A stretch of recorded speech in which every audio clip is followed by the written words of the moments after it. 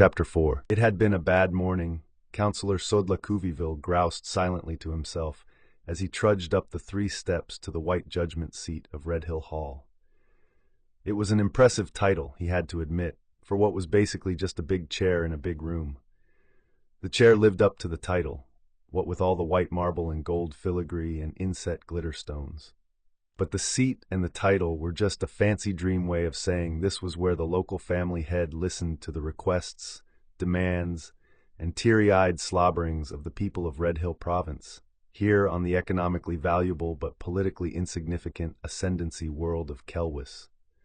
Lakuviv had no idea which of his predecessors had dreamed up this affront to any sense of proportion. Certainly Patriel Lakuni, who looked after Zodlak family interests for all of Selwis from a quarter of the way across the planet in Brickwalk, didn't have anything nearly this pretentious from which to hear her cases. But then, Lakuni could afford to be casual. She was blood, with no need to prove herself to the patriarch or anyone else in the family. She would move to a more prestigious post whenever the family saw fit, perhaps becoming patriel of one of the more important worlds, perhaps becoming a syndic or even speaker in the syndicure. If she was very talented, or made enough friends and allies, she might even rise someday to the patriarchy itself. Her life and future were secure.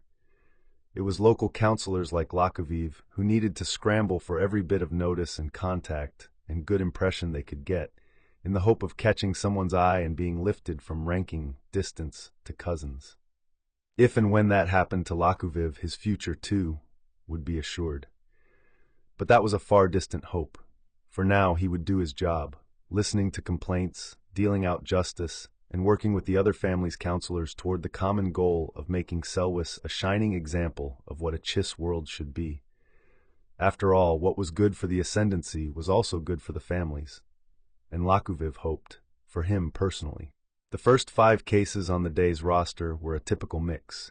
Family squabbles that fell outside criminal court jurisdiction but were too high-end for local arbiters to deal with. 3 of them were fairly straightforward, though the other 2 were a bit knotty. But Lakoviv had had plenty of experience at this sort of thing and sorted them out without too much trouble. Not that everyone was happy with his decisions. But that was the nature of negotiation. Still, he was the Sodlak councillor, with the family firmly behind him, and they all left the judgment seat quietly and in good order. If any of them truly felt they'd been unfairly treated, they could always appeal to the patrial. And then came the 6th case.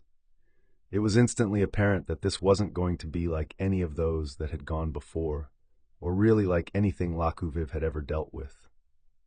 4 people entered the chamber, passing between the 2 ceremonial guards flanking the door. 3 of them were aliens of a sort Lakoviv had never seen before. 2 of them about Chiss height, with one slightly shorter than the other, the third about 2/3 the other's height. An adult male, an adult female, and a child or midager, he tentatively identified them. Probably from the alien ship that had put down yesterday at the Brickwalk landing field, he guessed, though the Patriel's preliminary report hadn't given any details aside from the simple fact of their arrival. More important, the report hadn't said anything about them leaving Brickwalk and coming to Redhill. Perhaps the 4th member of the group was about to expound on that. Lakoviv focused on him. He was a young Chiss, possibly a late midager, certainly no more than 20 years old. A 3rd guard stepped into the chamber behind them and took up a watchful position beside the other 2 guards. Lakoviv sent him a questioning look, was answered with a small nod. So the standard weapons check had come up empty. They wouldn't have been allowed in with anything like that, of course, but the simple fact that they hadn't had any weapons for the guards to take away said something about them. Lakoviv took another look at the aliens. Their facial skin was a mess of dark red and off-white folds, the mix of the 2 colors seemingly at random. The pattern was also slightly different on all 3, perhaps how the species distinguished among themselves. Their mouths were lipless slits tucked away amid all the folds. Their eyes were black and yet somehow bright and clear. All 3 wore wraparound robes, dark red for the tallest alien, dark blue for the other 2. All 3 robes with patterns of silver woven into the cloth. 3 paces from the judgment seat, the young Chiss motioned the aliens to stop.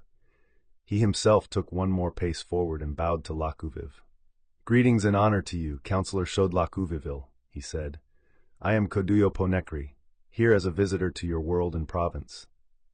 "Welcome, Yoponek," Lakuviv said, eyeing the youth with new interest. The Koduyo, like the Zodlak, were one of the 40 great families, the second tier of Ascendancy power, poised just behind the 9 ruling families. Whoever these aliens were, getting Yoponek to speak for them had at least guaranteed themselves Lakuviv's full attention. "May I ask why you've come to Red Hill instead of one of the Koduyo family lands on Selwis?" "I'm currently on a wandering year, Counselor Lakuviv," Yoponek said. "I'm traveling the Ascendancy, seeking knowledge and experience outside the classroom walls." "Ah," Lakuviv said, nodding. Wandering years were a staple of some families. A gap year after basic schooling, when a young person could travel and learn, meditate, and self-examine, before returning to advanced schooling or other job training. Proponents of the program claimed it helped young people better decide their goals and talents in order to avoid false starts in future studies. Critics saw it as a waste of parental money, with little evidence that it did anything but allow the mitiger to wallow in an extended period of self-indulgent laziness. Cynics said its true purpose was to get them out from underfoot during what was traditionally the most pompous and condescending time in their lives.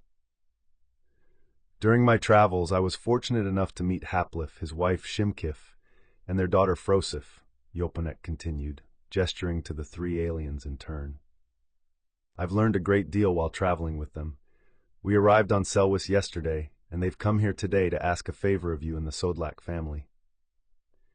"Have they now?" Lakuviv said, shifting his attention to the taller alien. "They have," Yoponek said. "They themselves are. Do you do all their speaking for them?" Lakuviv interrupted. "Cultural nomads who—" Yoponek broke off. "What? If they want a favor, they must ask for it themselves," Lakuviv said. "You, Haplif, do you speak Chun?" "He wants you to talk to him," Yoponek said to the aliens, switching to the Minisiat trade language. Haplif bowed his head low to Yoponek. He took a step forward to stand beside the mitiger and bowed again, this time to Lakuviv. "I greet you, Counselor Shod Lakuvivil of the family Shodlak," he said, his voice surprisingly melodious, the trade language words coming out with more clarity than Lakuviv had expected from such an undeveloped mouth slit. "As our honored companion said, our group of Agbui are cultural nomads. For 30 years and more we have traveled the chaos." "Just a moment," Lakuviv said, his eyes narrowing in suspicion. "How did you know what Yoponek called you? He implied you didn't speak Chun." Patatis, some of the Pathfinder navigators, there are many historical anecdotes of travelers outside the Ascendancy. Of course, Lakuviv again cut him off, feeling a bit embarrassed. The boy was right. Not speaking Chun didn't necessarily mean a person couldn't understand it. One of the occupational hazards of his position. Once he got into judge mode, searching for discrepancies and inconsistencies, it was sometimes hard to get back out. "Please continue." Haplif looked at Yoponek, got an affirmative nod in return, and again faced Lakuviv. "Our group of Agbui are cultural nomads," he repeated. "For 30 years the 50 of us have traveled throughout the chaos, seeking knowledge, making new friends, and expanding the width and breadth of our lives. Our new friend Yoponek suggested Selwis might be a place where we could borrow a small tract of land for a short time to grow the spices we sell in order to fund our journeys." "I see," Lakuviv said. The Ascendancy had seen occasional refugee groups come through its territory over the centuries. Some of those groups had petitioned the local patriols for new homes, and nearly all of them had been turned down and sent on their way. Cultural nomads who weren't looking to settle on Chiss soil but merely wished to borrow some was something new. How much land would you need, and how long would you need it? Not much, and not long. Haplif held his long-fingered hands about a meter apart. A tract 20 of these on a side would be sufficient. He lowered the hands again to his sides. A place nearby to ground our ship would also be helpful, though that land need not be useful for other purposes. As to time, 5 or 6 months is all we would need. Lakuviv tapped his chin thoughtfully. It could be done, he knew. 400 square meters was hardly anything. Moreover, Red Hill province included several rocky hills, most of them with an encirclement of barely arable land that was good for little except animal grazing. If that was good enough for Haplif's spices, there should be a plot that could be pulled out of service for a few months. At least now he knew why Yopanek had come to him instead of any of his own family's counselors. The Caduyo's Xelwis territory was exclusively city and homestead, with no farmland to speak of. "What kind of spices are they?" he asked. "I bring a sampling." Haplif reached into his robe and pulled out a small plastic envelope with 4 smaller envelopes inside it. They have been tested many times, on many worlds, and none has posed a threat or malice to local plants, animals, or sentience. "We'll have them tested," Lakuviv said. Senior aide Sodlakji Prip was standing at her customary place, a respectful meter from his right elbow. Beckoning her forward, Lakuviv handed her the envelope. "Have these sent to Vlydon Labs. Tell them I want an analysis as soon as possible." "Yes, sir," Lakjeep said. With a brief but penetrating look at the aliens, she turned and left the chamber. "They also make jewelry and art objects," Yopanek spoke up helpfully. He dug into his hip pouch. "I have one here I can show you." "Nay, my young friend," Haplif said, putting a restraining hand gently on Yopanek's wrist. "That was a gift. Permit me to offer our host his own." He dug into his robe again, this time coming up with 2 thumb-sized objects. "For you," he said, stepping forward and holding them out. Cautiously, Lakuviv took them. They were a pair of brooches, he saw, one a mirror image of the other, shaped rather like stylized leaves. More important, they were the sort of design that would probably appeal to a fair number of Chiss buyers. If the spice thing didn't work out, Haplif and his nomads ought to be able to raise enough with jewelry sales to refuel and be on their way within their 6-month timetable. But there were other possibilities here as well. Possibilities that might make it work even better for the Zodlak and for Lakuviv himself. "Thank you," he said to Haplif, putting the brooches on the armrest table alongside his questies. "You, Yopanek?" "Yes, counselor," the young Chiss said. "Are you willing to make this an official request from the Caduyo to the Zodlak?" Lakuviv asked. Some of Yopanek's youthful exuberance faltered. "I'm not sure I can do that. Can I? I'm not anyone official." "You're a member of the Caduyo family in good standing," Zodlak reminded him. "Yes, but—" Yopanek paused, still clearly puzzled. "Let's make it simpler," Lakuviv offered. "Are you willing to make it an official request from you?" "Oh," Yopanek said, brightening. "Yes, I can do that. Will that be good enough?" "Absolutely," Lakuviv said, smiling reassuringly. A lot of family business on Selwis ran on favors and owings, and if he couldn't get an official Caduyo stamp on this one, at least the family name would be on it, good enough to be useful somewhere down the line. "Haplif, where is your ship currently parked?" "In the southern landing field," Haplif said. "Berthing strip 29, Yopanek added. "Excellent," Lakuviv said. Close at hand in case he needed to talk to them again, but not tying up Red Hill's main cargo or passenger landing facilities. "Return there and wait. I'll be in contact soon." "Yes, counselor," Yopanek said, bowing again. "Thank you for your attention to this matter." "And the Agbui thank you as well for your kindness," Haplif added, also bowing. "I trust you will find gladness and value in our humble artwork." "I'm sure I will," Lakuviv said, "and welcome to Selwis." He watched until the group had left the chamber. As the door closed behind them, Senior Aide Lakjip returned through the side door. Once again Lakuviv beckoned her over. "You sent the spice packet?" he asked. She nodded. "I also talked directly to the Vliden supervisor. He said they'll start an analysis immediately." "Good." Lakuviv handed her the brooches. "Add these to their list." Lakjip peered closely at the jewelry. "Also from Haplif?" "Yes," Lakuviv said. "I have the feeling this is their fallback funding plan in case we don't grant them a temporary land use." "Interesting metal," Lakjip said, hefting it experimentally. "Are they 4 different types, or just different colors of the same one?" "That's one of the things I want Vliden to find out," Lakuviv said. "It's too light to be gold or platinum or anything else valuable. I want to know what the things are worth, so that I can make sure the Agbui don't gouge their customers when they start selling them." "And if they do, you'll put an extra tax on their profits to compensate?" Lakjip suggested. "Perhaps," Lakuviv said. "Or I could go ahead and let them overcharge in order to get them off our planet a little sooner." a little hard on the citizens. Some people don't learn valuable life lessons unless they lose money in the process. Lakuviv said with a shrug.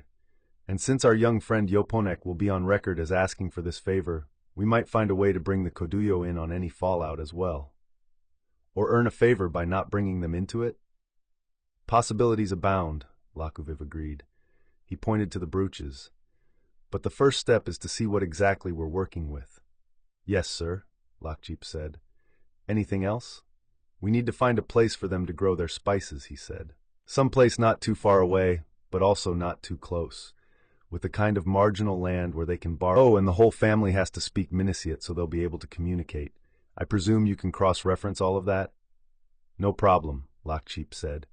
Good, Lakuviv said. Then I'll leave you to it. Yes, sir. Giving him a brisk nod, Lakjeep turned and once again headed to the side door. Lakuviv watched her a moment, then turned forward again. With that, the excitement of the day was over. All right, he said, nodding to the appointment secretary near the main door. Bring in the next one. Sodlak Frua's first hint that his afternoon was going to be drastically different from his morning was when he saw the brightly marked official family sky car fly over his ranch, low and slow, clearly looking for a place to land. Lakfro scowled, shielding his eyes from the sun as he watched the sky car turn toward the rocky hill that jutted up from the middle of his grazing land. If this was another bureaucrat come to count his U-balls for tax purposes, he was going to throw the son of a grocer right off his land, then throw the sky car after him. 3 different number squinters had been here in the past month, all 3 of them coming up with different livestock counts, before finally settling on the number Lakfro had filed in the first place. An immense time sink, as well as a pain in the neck. The sky car had stopped now and was sinking toward the edge of the landing area where Lakfro's own sky truck was usually parked. That particular spot was also right at the edge of his wife Lakansu's swirl garden. If the pilot was careless enough to damage her vegetables, Lakfro knew his own annoyance would be the least of the bureaucrat's problems. The sky car was down, and Lakfro was striding toward it and rehearsing his angry speech when a new shadow suddenly fell over him. He looked up, feeling his eyes widen. The vehicle passing over him wasn't just a sky car, but a full-blown freighter-sized starship, and it too was heading toward the rocky hill and the parked sky car. Dad? The anxious voice of Lakfro's 12-year-old daughter Lakris came from the comm on his shoulder band. It's okay, Hunbun, Lakfro soothed, watching the ship closely. It looked like it was going to land near the crest, up where there wasn't anything but rock and scrub. I think they're going for the hill. Are the calves skittering? I don't think so, Lakris said. But they are a little nervous. I don't think they've ever seen anything that big up close, but I'm holding them together. Good girl, Lakfro said. As soon as you can do it safely, head them back to the barn. We'll keep them there until this nonsense is over. Okay, Lakris said. Mom, I'm here, Lakansu came back promptly. And yes, they're putting down on the northern edge. Lakfro nodded, up where the hill was flattest. At least the pilot had sense enough not to put down on any of the grazing land. I'm heading up there now, he said, picking up his pace. A family sky car came with them. I'll find out what's going on. I just hope it's not a confiscation, Lakansu said, a hint of nervousness in her voice. If this is another blight epidemic, the whole district could be in trouble. Yeah, Lakfro said, wincing, and a ship that size could hold a lot of confiscated U-balls. But if this was another disease scare, why bring in a ship designed for space? Quarantining or slaughtering infected animals could be done right here on Selwis. For that matter, where had a ship like that come from in the first place? The design and markings weren't like anything Lakfro had ever seen. Certainly it wasn't from the family or any of the local merchants. Well, if it is, they damn well better be ready to prove that our herd has it, Lakfro continued firmly. A woman had emerged from the sky car now and was walking toward him. Okay, there she is. Looks like a counselor's office shoulder band. I'll let you know what happens. All right, Lakansu said. Just watch your temper. Who, me? Lakfro said as innocently as he could manage. I'll be back on in a minute. He keyed off the comm, knowing whoever that woman was would probably tell him to do so anyway. Official types never liked their conversations with private citizens to be overheard by other private citizens, and as the two of them closed the gap, he was finally able to make out her face. It was Senior Aide Lakjeep, head flunky for Counselor Lakuviv. Great. Good day, Lakjeep called as they reached conversation distance. Are you Rancher Lakfro? Lakfro's first impulse was to ask who else she thought would be walking around his ranch with a U-ball lure stick sheathed at his hip, but he resisted the temptation. I am he said instead. Excellent, she said. My name is... You're Lakjip, Lakfro said. Senior aide to Counselor Lakuviv. Everyone in the district knows about you. Ah, Lakjip said, giving him a pleased and slightly embarrassed smile. Thank you. Of course, everyone in the district also knows about hoof fungus, Lakfro continued. And if you're serving another random confiscation notice, you'd better have solid evidence that my livestock are diseased. Lakjeep's smile, which had gone frosty at the hoof fungus comment, disappeared completely. You misunderstand, Rancher, she said coldly. I'm not picking up. I'm delivering. Lakfro flicked a glance over her shoulder at the big ship. Two beings had appeared through the front hatch, one a young chiss, the other an alien of a type he'd never seen before. What do you mean delivering? Delivering what? Not what, Lakjeep corrected, a layer of refined malice in her tone. She really hadn't liked that hoof fungus comment. Who? That alien on his way over here is Haplif. He and his people are going to take up residence on your ranch for a few months. Lakfro felt his mouth drop open. They're what? No, you can't do that. You can't just take land from family ownership without compensation. Oh, stop it, Lakjeep said scornfully. We're not taking it, just borrowing it for a few months. Besides, that scrub land up on the hill? Worthless. Lakfro took a deep breath, working hard to hold on to his temper like Lakansu had told him. That's extra grazing land for my U-bulls, he said. Just because it won't grow crops doesn't mean it's worthless. Maybe not crops, but it will grow spices, Lakjeep said. Or so our Agbui guests claim. I'm sorry, you're Agbui guests. Lakfro looked past her again at the approaching alien and the chiss trotting along beside him. The chiss was young, Lakfro could see now, maybe 19 or 20 years old, though he still had the bright-eyed, chirpy look of a mitiger. What kind of spices? I'll let Haplif tell you all about it, Lakjip said. As for compensation for the land rental, the Agbui will be handling that. Lakfro gave a little snort. Thanks, but we don't need any foreign spices. No. I suppose the kind of cooking you do out here wouldn't lend itself to anything exotic, Lakjeep said coolly. But they also have some handmade jewelry they'll be offering at local markets.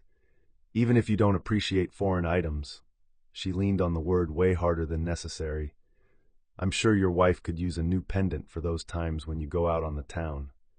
Or whatever you do for excitement out here. Out here? We don't get excited, Lakfro countered. We live longer that way. Whatever you say, Lakjeep said. Good day, Rancher. With a perfunctory nod, she turned and headed back toward her sky car.